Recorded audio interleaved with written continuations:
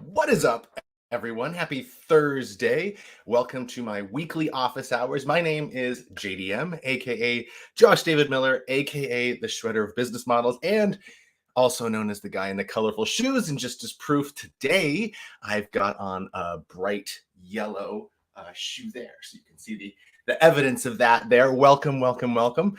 Who we got in the audience here today? We got June and her mischievous puppy. So tell me, what mischief is Ginger getting into this morning? I'm kind of curious about that.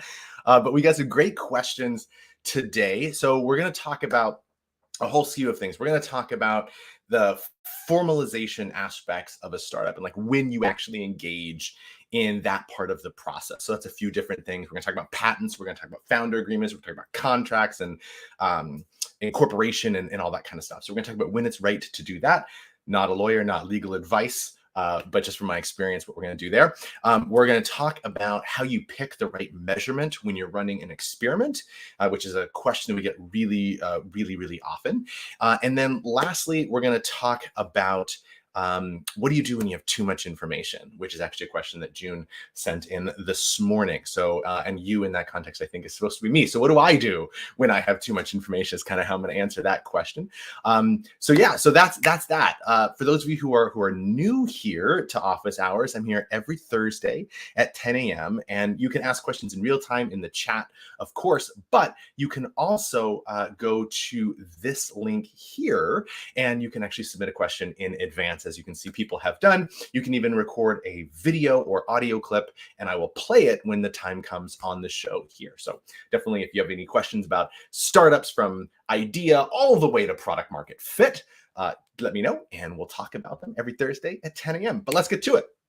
So first, when along the whole startup journey should I actually formalize my startup? That's a broad question. So I'm going to take that in three pieces, but I wanted to look at it from the 30,000 foot view first, right? So at the 30,000 foot view, the answer is at the last possible minute, right? Just in time is a common term that we use in say lean manufacturing and in software development and that kind of thing. And the idea here is that you don't want to do it too soon because formalizing is a way of saying I'm putting rules, boundaries, I'm getting prescriptive about the thing.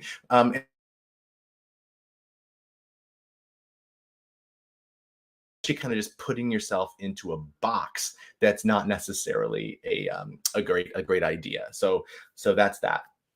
And the other thing I'll say about that is that it's really often the case that though all those kinds of activities that we engage, we'll talk about a couple of minutes in a second, are not actually productivity. They feel like things where we're really being productive, but at the end of the day, they're procrastination that's just kind of disguised as productivity. I mean, you really want to be aware of that oftentimes the things that we're engaging in that are actually a lot more about us avoiding the things that we know that we need to do. So we really don't want to do that. So before I get into examples, we can find out what mischief Ginger is in here. She pulled over the trash can and a basil plant. Well, see, that's actually a crime. And I actually, how did you get the basil plant to 2 feet? Because I've got one that's about this big right now, and I'd like to get it. That'd be kind of cool because I go through a lot of basil.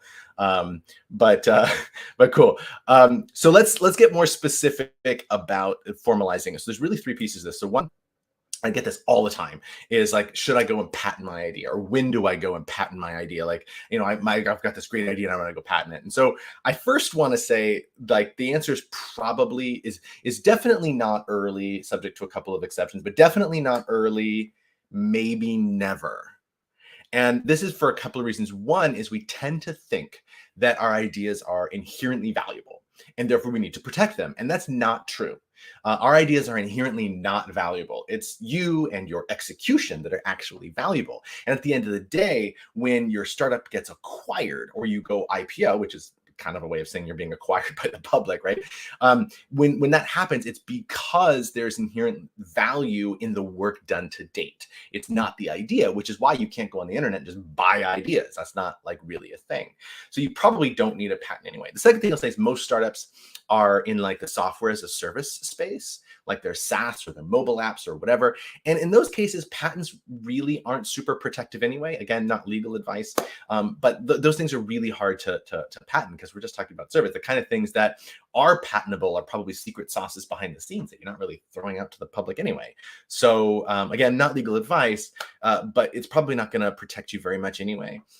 So those are a couple of reasons. The second kind of big reason is that patents don't do anything on their own. So people think like, oh, I got a patent, now it's covered, like I'm good. And that's not true, right? A patent is a filing. And then if somebody goes and does something that overlaps with your patent, right? That doesn't immediately do anything. That just means that now, because you have this patent on record, you can bring lawyers into it and actually go try to resolve the patent dispute. Right. So what that means is that if you say, oh, I got this brilliant idea and I'm going to go patent it, and now I'm going to get my startup out and kind of run through, the motions here, and great, we're all protected and fantastic. And now this competitor who also sees your $1 billion idea and it's so amazing that they just have to go after it. Right. They are probably a larger player that can afford to do that, assuming they even know about your patent. Like, let's say, or something like Google, right, decides to just violate your patent right off the bat. Boom, violates your patent. Who do you call at Google? You don't, right? So what are you going to do? You're going to have to go hire a lawyer, and then that lawyer is going to charge you fees. And then when you actually get into the process, there's back and forth with Google, and Google's big, and you're on this $1 billion idea, and you're this early stage startup. Do you really think you can engage in a legal battle with Google over your patent and actually survive? No. So you don't want to defend your startup with patents most of the time because they're not really defensible. Like, you can't take them to court. You just don't have the money to do so. You just don't have the resources to actually leverage that patent to actually defend your startup. So there's that. The second thing is, or the third thing rather. So we have, like, it's not really protective of SaaS anyway. Even if you did it, you can't defend it. And the third reason, and this is the most important one, it's just increasing the size of the bet. Right? All you're doing at this point is saying, I'm going to go spend more money and take more time to go and file all this paperwork, and patents aren't cheap to do, right? I'm going to go through this whole process on a thing that I actually haven't even proven is worth a damn thing. I don't have customers, I don't have revenue, I don't have anything. I'm just going to assume that it's all valuable and then just go spend all this money to protect it. It just doesn't make a lot of sense to do that. So you just don't want to go increase the size of your bet just kind of out of nowhere.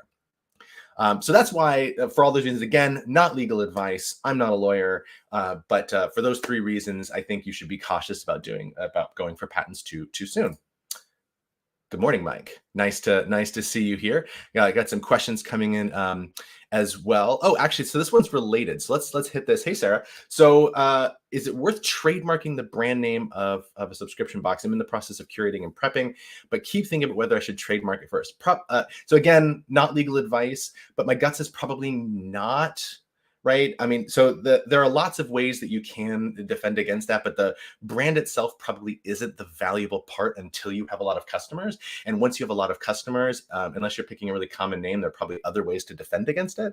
So there's going to come some point, probably, right, where you want to trademark it, but where that is definitely a legal question that I don't want to get into. So if you're really early on in the process, then it's probably just not worth it yet to do anything. There's other evidence that you can have to show that you were using that trademark before other people.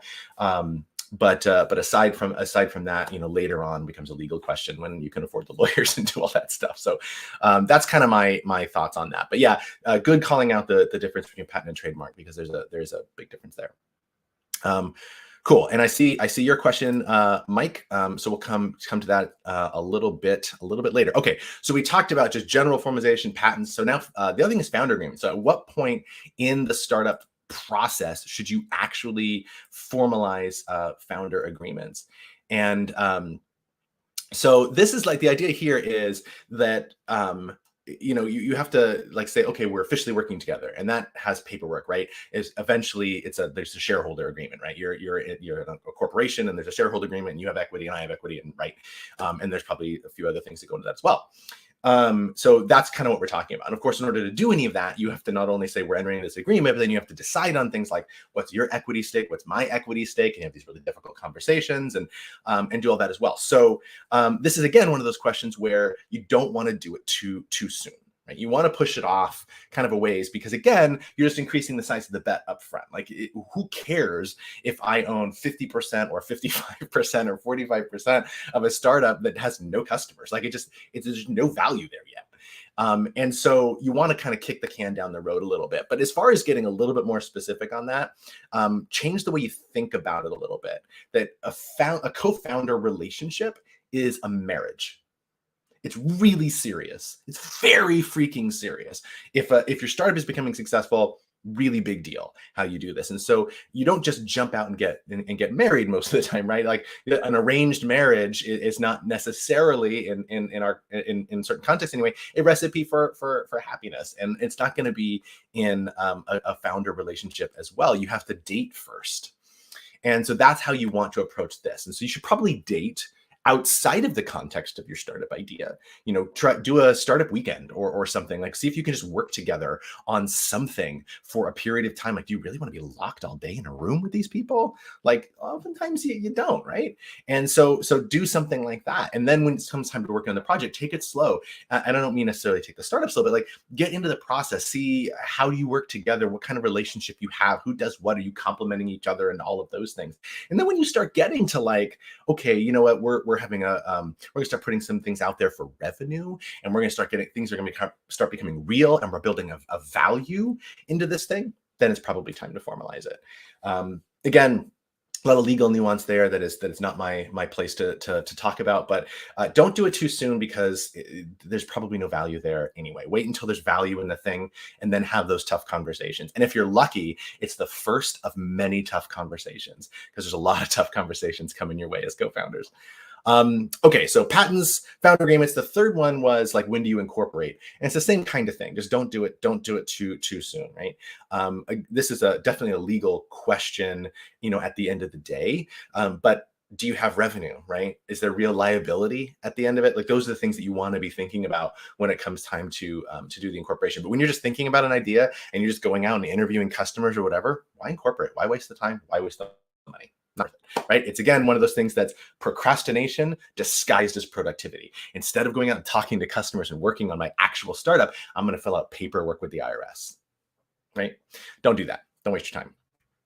Okay, cool. So let's move on from formalization and let's actually talk about measurement. So I'm a huge proponent, as any of you who've spent any time with me know, of experimentation.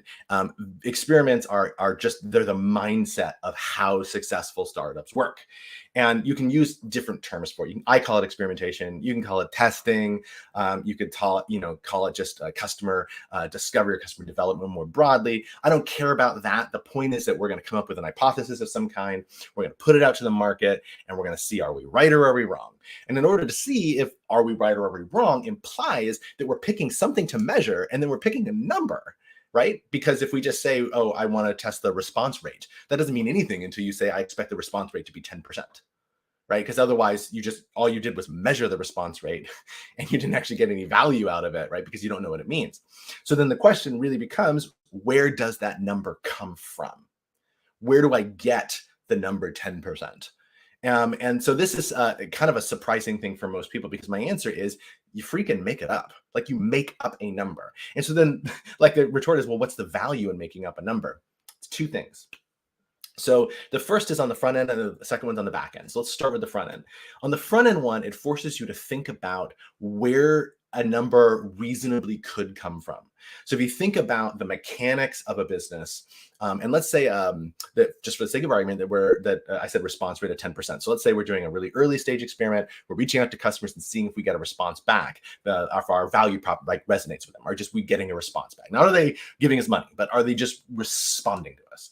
So in that really early stage effort, that response rate is the first part of the engine of our business. It's can we acquire customers? And then once we acquire them, can we activate them? Will they get revenue? Will they stay with us for a long period of time? And will they refer other customers? Collectively known as pirate metrics, acquisition, activation, retention, revenue, and referral, or R, which I talk about all the time, pirate metrics, right? So it's the first one in that series of chains. So then if you start putting together a model, right, so to speak, of what that looks like for your business, like let's say you're a SaaS product, It's really easy to talk about. So your SaaS products, you're going to acquire customers in, and you're going to get a certain sign up rate. And that sign up rate, and let's say you have a freemium tier, so they get in, they create value, they've activated, and so some percentage of them are then going to convert to premium, right? So that's revenue, and we're expecting them to stay with us a certain period of time. All those numbers are guesses, and you can come up with reasonable guesses, but they're guesses. It's a dart, right? You threw a dart at the board. But what we do now is when you say, okay, so we're looking at acquisition, right? Are people just responding in the first place? So they're just engaging with the idea of our business in the first place, right? So we're talking about that. That's the number that feeds into the rest. It's going to tell you how difficult it is, right, to later get to revenue, because in order to get to revenue, you had to pass through acquisition and activation, and then you had to get to retention, right? So those are all percentages. So it's 0.1 times 0.1 times 0.1 or whatever. And so that initial audience has to be much bigger the lower any of those numbers are. So you start putting together a model, and they're all filled with guesses. But we know what that number means. The number means what is the relative difficulty of taking those customers or taking those potential customers and actually converting them into value for the business later. So that's kind of where the number comes from in the first place. Is that it's a reasonable guess, but still a freaking guess, like dart, right? Still a guess, but that's what it's based on. So then on the back end, when the data comes back, and let's just say for the sake of argument that you're wrong, because you probably are, right? So then because again, dartboard. So the number comes back and you're wrong. Now on the back end, you ask, why? What does this mean? So now you go back to that model where you looked at acquisition, activation, retention, revenue, referral, right? You go back to that model and say, well, I thought it was going to be 10%, but now it's 5. What does that mean? And it could mean that okay, well, now this is no longer viable. It probably doesn't mean that, but it could mean, okay, this business is no longer viable. It could mean that, well, that means that, in a freemium till we have to get a conversion rate of blank, and whatever that is that, reasonable, is that feasible? Well, that's kind of something we want to test now, right? Or it could be, do I have the wrong customer?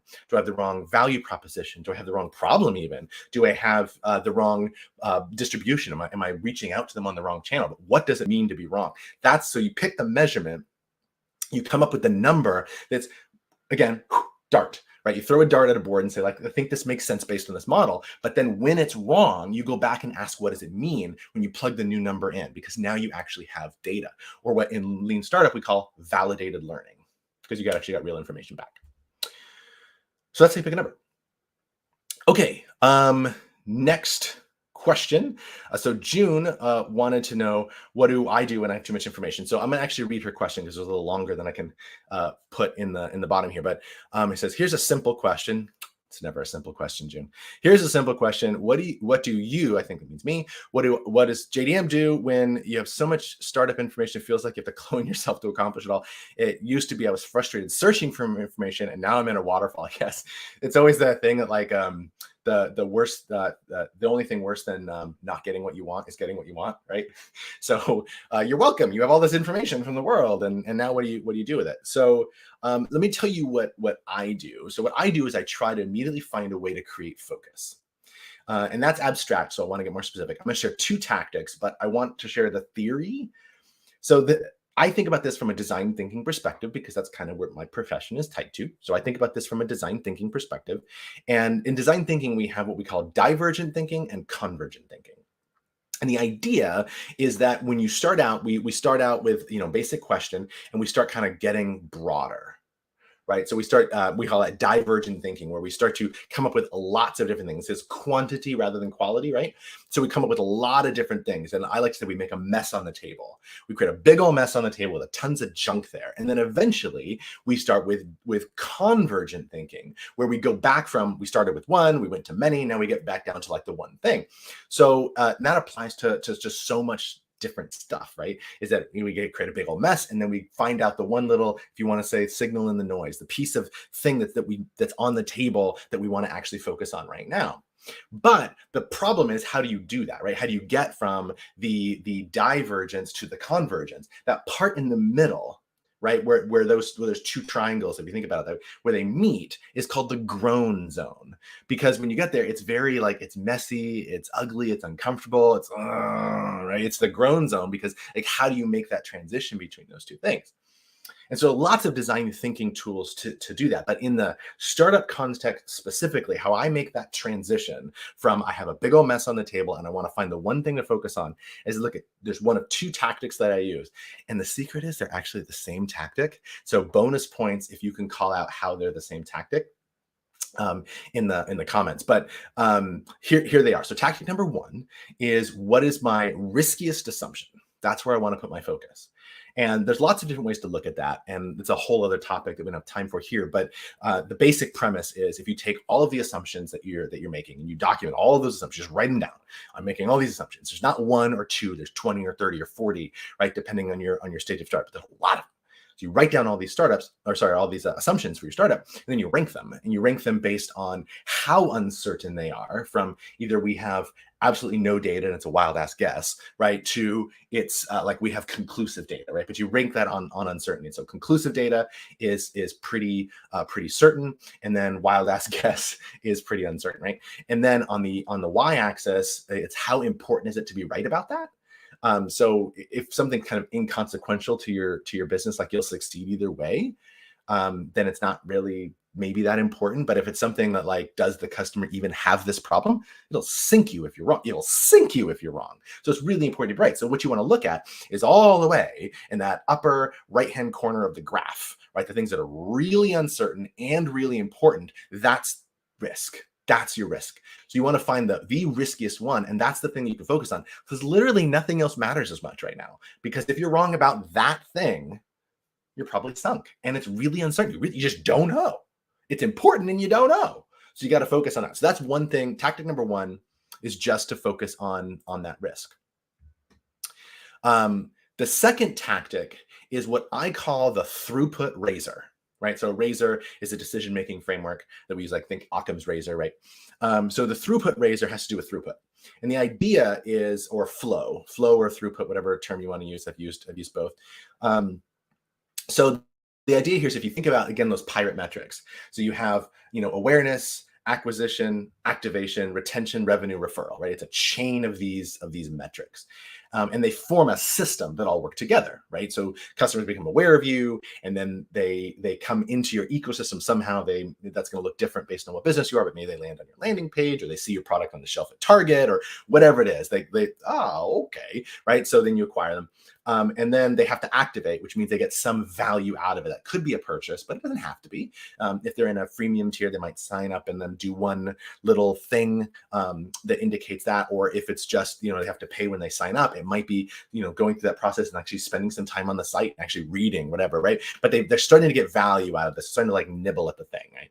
So they're aware of it. We got them into the ecosystem, then they got value out of it. And that's activation. And then there's, then we have to collect revenue from them, right? We're a business, so revenue, and then retention. They've got to stay with us for a period of time, and then referral, where they themselves actually send us new customers. And that could be literally a direct referral, like, hey, go check out blah blah blah. But it could also be ways where the money that you put into the product itself is increasing or is leading to further sales that you don't have to spend dollars on. And so that could be something like, if you're building features into YouTube, right, you don't have to go market YouTube, because YouTube content creators are going to help do that for you. So even though it's not necessarily like social media directly, it does that. Another example of that would be Amazon reviews. Like, we don't care who the reviewers are. It's not like a reviewer is telling us, to come look at their reviews on Amazon. It's more that we know that we can go to Amazon to get reviews for products. And so that brings us back in. So as people engage in the Amazon platform, right, the activity of them leaving reviews actually leads to more customers, even though it's not a direct referral, right? Okay, so you have this ecosystem. And so the flow razor, the throughput razor says, if you look at all of those metrics, what is the one that we could tweak right now that if we were to tweak it would have the greatest impact on flow through that system? So in other words, if we're getting customers like crazy, they're all coming in, then acquisition is not really that's not going to have much impact on flow because we're already getting customers coming in, right? But if they're coming in and they sign up and they're in the freemium tier, but they don't convert to the premium tier, right? So then we're not getting revenue from them. Like, oh, well, that's interesting.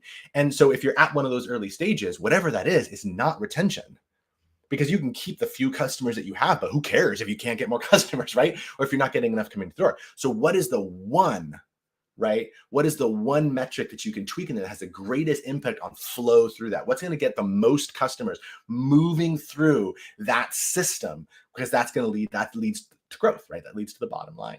So one of those two things is the way that I create focus and all of that is I try to find the one thing that is either the riskiest assumption or two, the one thing that's kind of the greatest impact on my overall ecosystem of metrics or my overall pirate metrics. And that's the one thing that I focus on.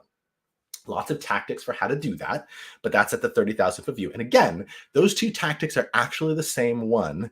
And so I'd love some guesses about why, if you can figure out why those are actually the same one that I just phrased differently. So I look forward to reading your comments. Okay, so that's that. I hope that was helpful, June, to your question here. Looks like you're getting some of the information here exactly. How important is it to be right, and the relative uncertainty of that, right? And you want to pick the one that's the most there. So cool. All right. So now let's go back to Mike's question here. All right. So curious if how the strategy changes for seeking private investors instead of VC, and is it viable to not want VC funding to in favor to exit on my schedule? So there's a lot in that question. So I appreciate the challenge of the question. So private investors versus VCs. So there's a couple of different things that I want to clarify.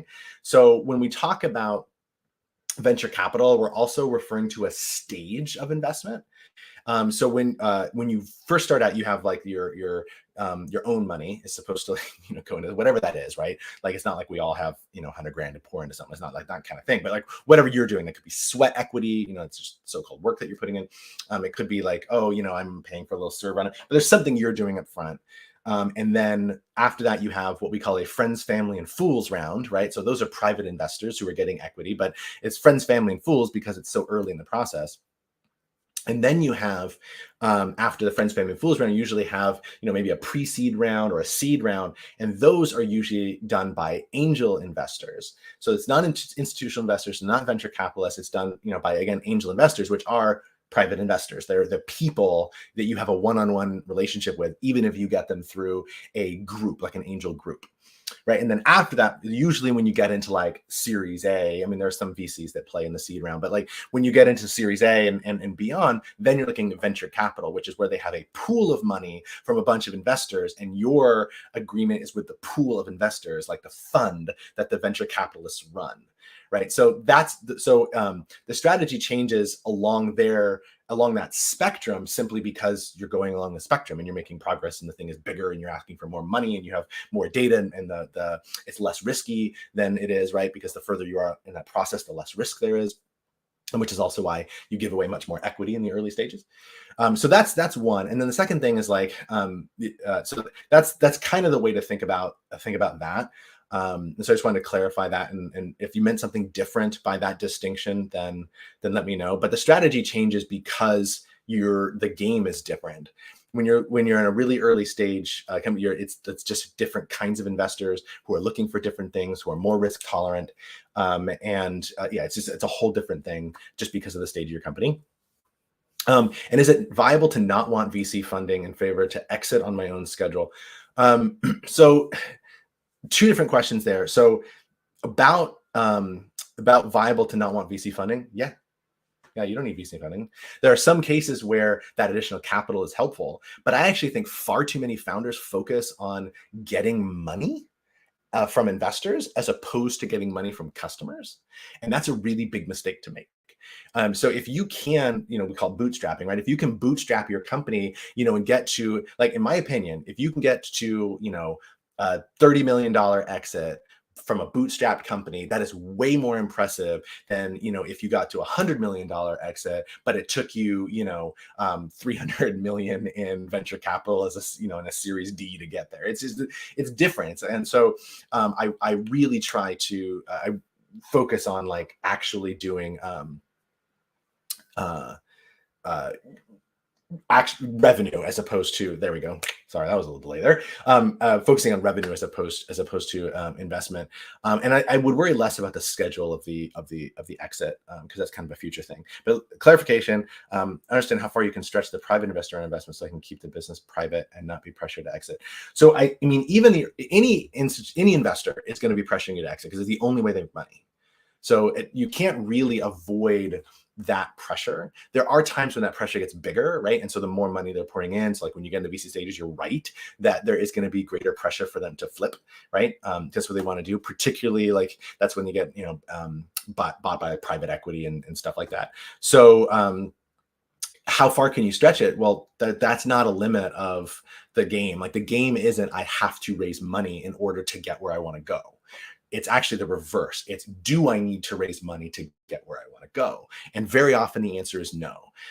So that's where I would kind of challenge the thinking about that, is to say, like, if we want to bootstrap, I think that that's great. And I think that's probably best, right? And there may come a time, and there are certainly some strategic cases where you just need more money. Sometimes you have long tail, and we just can't get to revenue fast enough, and so we need to supplement with money from somewhere. There are only 5 ways to make money, and one of them is equity investment, right? It's probably the only one available to us. So maybe you need to do that. There's lots of reasons for that. So but if you don't have to raise money, it's perfectly okay to choose not to. The biggest impact, I think, most of the time is likely to be speed, right? More money means more speed.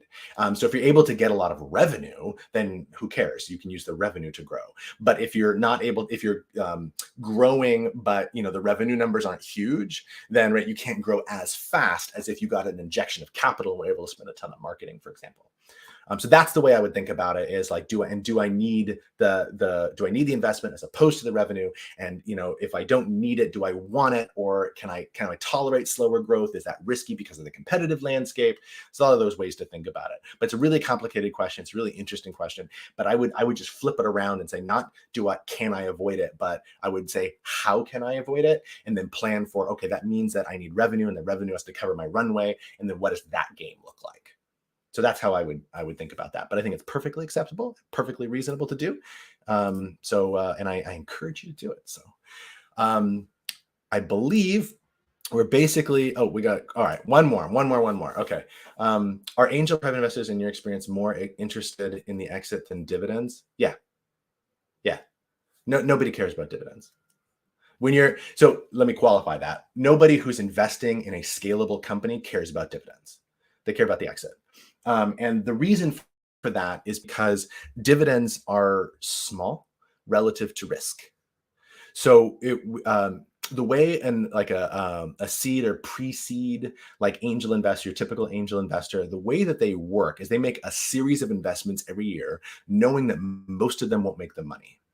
And so the way they think about it, I'm just going to give like a dumb example, but like they're going to do a portfolio of like 10 investments, and of those 10, 4 will just fail.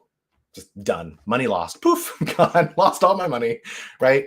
And then another couple of them are, gonna plod along and just kind of, whatever. And this will get their money back, but they won't make anything. And then there'll be a couple more that will actually start making some money, but not a huge amount. And so, like, okay, like I got a little money out, but then they're counting on the last one, like that last 1 out of 10, to actually get them the 10 or 20x returns that they're looking for to cover the rest of the losses in their portfolio, right? And then make them the money. And that's the risk in this, is because the game is skewed toward finding those really big wins. They care about the exit, and they don't care about the dividends because the risk is so big.